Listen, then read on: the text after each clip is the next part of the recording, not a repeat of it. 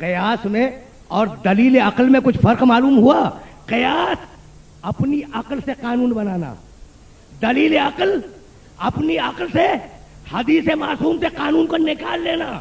اب قانون نکالنے کا بس ایک طریقہ سن لو، دلیل عقل خود سمجھ میں آ جائے گی۔ دیکھو امام موسی کاظم علیہ الصلوۃ والسلام نے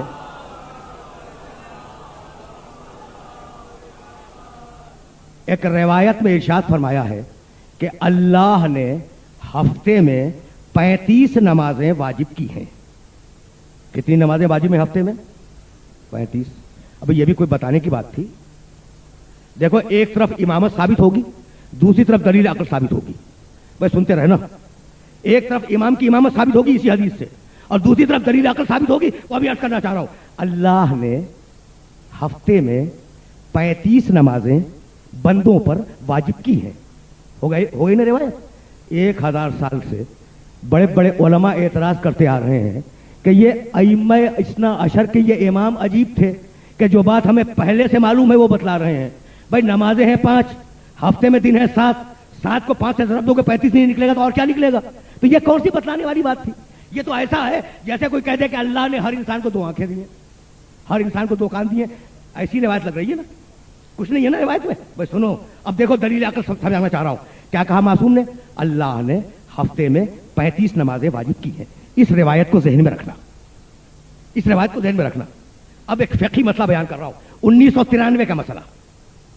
دیکھو 1993 کا مسئلہ ہے، یہ 1000 سال پرانا نہیں، لیٹسٹ مسئلہ ہے۔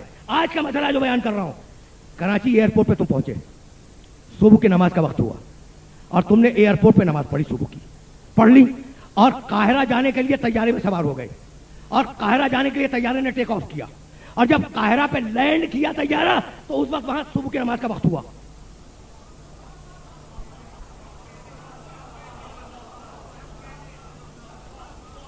دیکھو سوال سمجھ میں آ گیا؟ میرے سارے سننے والوں کے ذہن میں سوال آ گیا کہ بھائی تم نے صبح کی نماز پڑھی کراچی ایئرپورٹ پر، صبح کی نماز پڑھی کراچی کے ایئرپورٹ پر، طیارے میں سوار ہوئے، اور جب قاہرہ پہنچے تو وہاں صبح کی نماز کا وقت ہو رہا تھا۔ اب تم پر صبح کی نماز وہاں واجب ہوئی یا نہیں ہوئی؟ سوال ہے نا؟ تو بھائی جو پڑھ چکے وہ کافی ہے، قاہرہ میں اب نہیں پڑھو گے، اس لیے کہ اللہ نے 35 واجب کی ہیں، وہ 36ویں ہو جائے گی۔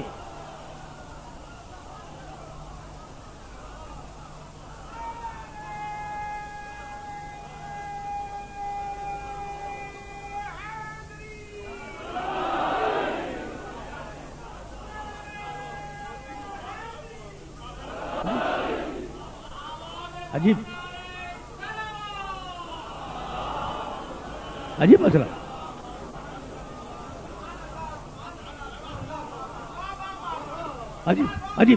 عجیب مسئلہ ہے نا؟ وہ 36ویں نماز ہو جائے گی اور باطل ہے۔ تو ایک طرف دلیل عقل سمجھ میں آ گئی اور دوسری طرف امام کی نگاہ امامت سمجھ میں آ گئی کہ کہاں کہاں تک دیکھ رہا تھا۔